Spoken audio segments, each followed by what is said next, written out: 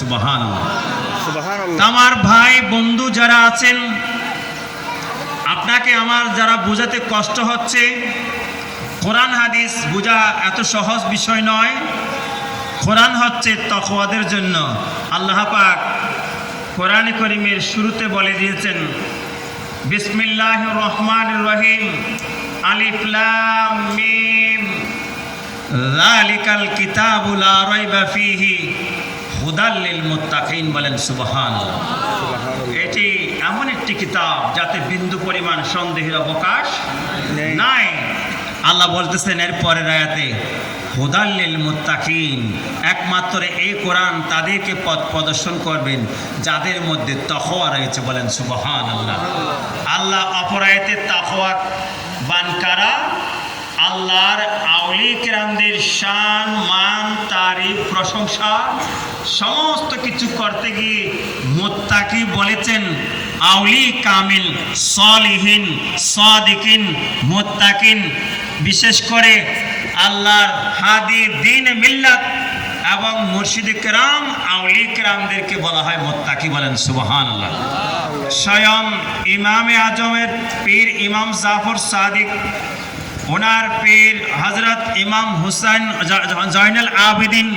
জয়নুল আবিদিনের পীর ইমাম হুসাইন, এভাবে হয়ে আল্লাহ রসুল থেকে শুরু করে জামানার জগৎ বিখ্যাত মাযহাবের ইমাম, তরিকতের ইমাম, শরীয়তের ইমাম, আপনার যত রকমের বিশ্বের মধ্যে ফতোয়ার গ্রন্থ থাকতে পারে, আমি সবগুলা কোট করে, অ্যানালাইসিস করে, গাইড করে একটি সুন্দর থিসিস আকারে আপনাদের সামনে দাঁড়ানোর সাহস করেছি। কারণ সারা বিশ্বের উলামায়ে কেরাম আমাদেরকে বিভিন্নভাবে ফতোয়া দিয়ে থাকে। কোরআন বোঝার আগে আপনাকে সায়েন্স বুঝতে হবে, টেকনোলজি বুঝতে হবে। কারণ আল্লাহ বিজ্ঞানময় কোরআন বলেছেন। সূরা ইয়াসিনের শুরুতে আল্লাহ পাক জাল্লা শানুহু বলেন, বিসমিল্লাহির রহমানির রহিম, ইয়াসিন ওয়াল কুরআনিল হাকিম। বলেন সুবহানাল্লাহ। ইয়াসিন তাফসীর কারকগণ বলতেছেন, ইয়াসিন এটা আমার নবী মুহাম্মদুর রাসূলুল্লাহ সাল্লাল্লাহু আলাইহি ওয়াসাল্লামের নামে মুবারক। এরপর আল্লাহ নিজে শপথ করতেছেন বিজ্ঞানময় কোরআনের শপথ। বলেন সুবহানাল্লাহ। পৃথিবীতে টেকনোলজি, সায়েন্স, যত রকমের গবেষণা রয়েছে করতে করতে করতে করতে পৃথিবীর শেষ প্রান্তে গিয়ে, মহাকাশে গিয়ে নাসার বিজ্ঞানীরা যতটুকু আবিষ্কার করেছেন, সব বিজ্ঞানীরা শুরু থেকে শেষ পর্যন্ত গবেষণা যেখানে গিয়ে শেষ, আমার নবীজির হাতের সেই মুজিজা, শ্রেষ্ঠ মুজিজা পবিত্র কোরআনুল কারীমের সেই জ্ঞান সেখান থেকে শুরু। বলেন সুবহানাল্লাহ।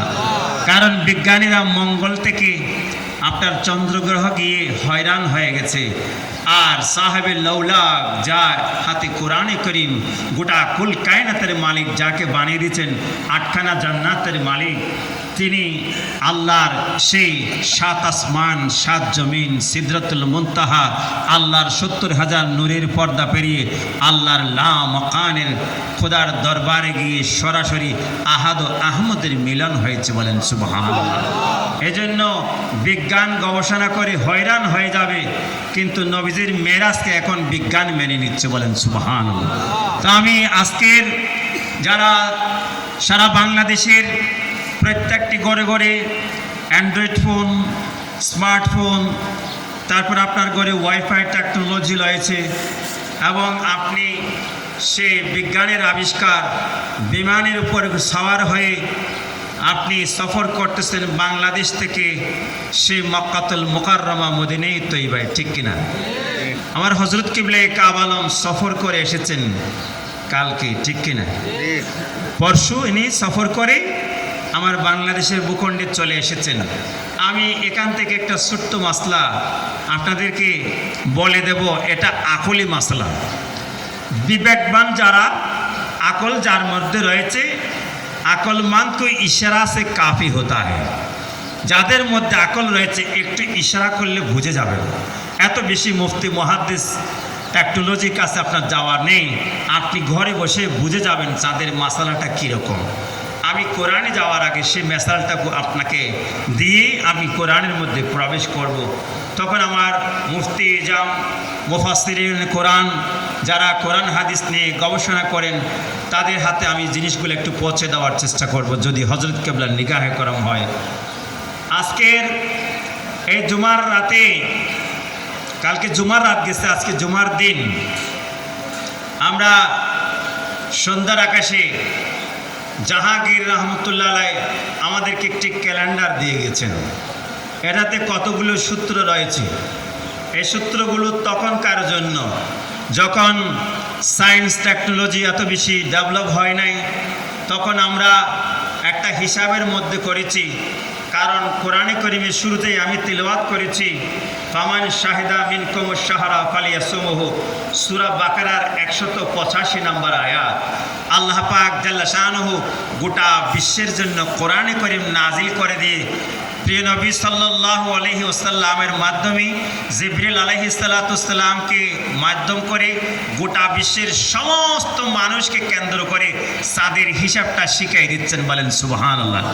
এখানে দেশ, মহাদেশ, কোনো ডিস্ট্রিক্ট, কোনো গ্রাম, কোনো স্থানকে কেন্দ্র করে এই কোরআন নাজিল হয় নাই। এটা গোটা বিশ্বের জন্য নবী যেমন রাহমাতাল লিল আলামিন, আর গোটা বিশ্বের জন্য কোরআনে করিম হচ্ছে সবার জন্য হিদায়াতের গ্রন্থ। বলেন সুবহানাল্লাহ ওয়া বিহামদি। ওই কোরআনে করিমে আল্লাহ বলেন পামান শাহিদা, মান শব্দের অর্থ হো, কেউ, যে কোনো কেউ। শাহিদা, শাহিদ শব্দের অর্থ হচ্ছে যিনি সাক্ষ্য দিবে, যিনি উপস্থিত থাকবে, উপস্থিত পাবে। পামান শাহিদা মিনকুম, তোমাদের মধ্যে থেকে যদি কেহ উপস্থিত পায়, কি উপস্থিত পাবে? শাহরুন, শাহরুন শব্দের অর্থ মাস বোঝানো হয়েছে। এখানে চাঁদের কথা উল্লেখ নাই, কারণ চাঁদের কথা যদি বলতেন তাহলে প্রত্যেক দেশে দেশে চাঁদ দেখা ওয়াজিব হয়ে যেত। আল্লাহ বলতেছেন চাঁদ দেখার মাধ্যমে সারা ওয়ার্ল্ডের জন্য এটা মাসের উপস্থিতি হয়ে গেছে। বলেন সুবহানাল্লাহ। কিভাবে? আমার নবীজি ইরশাদ করেন, বুখারী মুসলিম শরীফের হাদিস, ইযা দাখালা রমাদানা ফুতিহাত আবওয়াবুস সামা, পবিত্র মাহে রমজানের চাঁদ যখন উদিত হয়ে যায় আল্লাহ আসমানের সমস্ত রহমতের দরজাগুলো খুলে দেন। জোরে বলুন ফুতিহাত আবওয়াবুল জান্নাহ, জান্নাতের সমস্ত দরজাগুলো খুলে দেন। ওয়া ফুতিহাত আবওয়াবুর রহমা, রহমতের দরজাগুলো খুলে দেন। ওয়া গুল্লিকাত আবওয়াবুজ জাহান্নাম, জাহান্নামের সমস্ত দরজাগুলো বন্ধ করে দেওয়া হয়। ওয়া সুলসিলাতিশ শায়াতিন, আল্লাহর মরদুদ যে শয়তান রয়েছে তাকে জিঞ্জিরবদ্ধ করে রাখা হয়। সুবহানাল্লাহ বলেন। কারণ কি? আল্লাহর নবী বলেন আমার উম্মত আমল করবে, আমলের মধ্যে শয়তান যেন কখনো ডিস্টার্ব করতে না পারে। রজব গেছে বীজ বপনের মাস, শাবান গিয়েছে পানি সেচ দেওয়ার মাস, রমজান হচ্ছে ফসল কাটার মাস। ফসলে যেন পোকা না ধরে, ফসল যেন সেই চুবাচিটা হয়ে না যায়, ফসল যেন নষ্ট হয়ে না যায়। টিকটমে তিনটা ভাগে, তিনটা সেক্টরে রহমত, মাগফিরাত, নাজাতের মধ্য দিয়ে, লাইলাতুল কদরের মধ্য দিয়ে, পবিত্র মাহে রমজানে পরে শাওয়াল চাঁদের রাত্রির মধ্য দিয়ে সমস্ত উম্মতে মুহাম্মাদি আশিক রাসূলরা গুনাহ মাফ করে, সমস্ত গুনাহগুলো মাফ হয়ে নিষ্পাপ হয়ে সদ্য ভূমিষ্ঠ নবজাতকের মতো হয়ে আল্লাহর পক্ষ থেকে জান্নাতের হাদিয়া নিয়ে যেন পৃথিবীর জমিন থেকে এই কবরে যেতে পারে, সে সুন্দর ব্যবস্থাপনা আল্লাহর নবী করেছেন। বলেন সুবহানাল্লাহ। এটি আদম সফিউল্লাহ থেকে কোন নবীকে আল্লাহ সব কদর, লাইলাতুল বারাত, 2 রোজের রাত্রি, মেরাজের রাত্রি, 5-5টা বোনাস আল্লাহ দেন নাই। সরাসরি সূরা কদরের মধ্যে আল্লাহ বলেন ইন্না আনজালনাহু ফি লাইলাতুল কদর ওয়া মা আদরাকা মা লাইলাতুল কদর, নিশ্চয় আমি কোরআনকে কদরের মধ্যে নাজিল করেছি। ইয়া রাসূলুল্লাহ, আপনি কি জানেন কদরের রাত্রি কি? লাইলাতুল কদরে খায়রুম মিন আলফি শাহর, কদরের রাত্রি হচ্ছে সেটি 1000 মাসের রাত্রির চাইতে আরো বেশি শ্রেষ্ঠ। যখন একটু হিসাব করবেন ক্যালকুলেটর দিয়ে, 1000 মাস ইকুয়াল টু 83 বছর 4 মাস, বলেন সুবহানাল্লাহ। আমাদের বেঁচে থাকলো 83 বছর 4 মাস কন্টিনিউ রোজা রাখা, রাত্রিবেলায় নফল ইবাদতের মধ্যে থাকা, দরুদ সালাম, দরুদ শরীফ এবং জিকির আজকার, তাসবিহ তাহলিল, মুরাকাবা, মুশাহাদাত, আল্লাহর আউলিয়া কেরামের দরবারে আসার সেই সওয়াব কখনো অর্জন করতে পারতাম না যদি নবীজির উম্মত না হতাম। ঠিক কিনা? এজন্য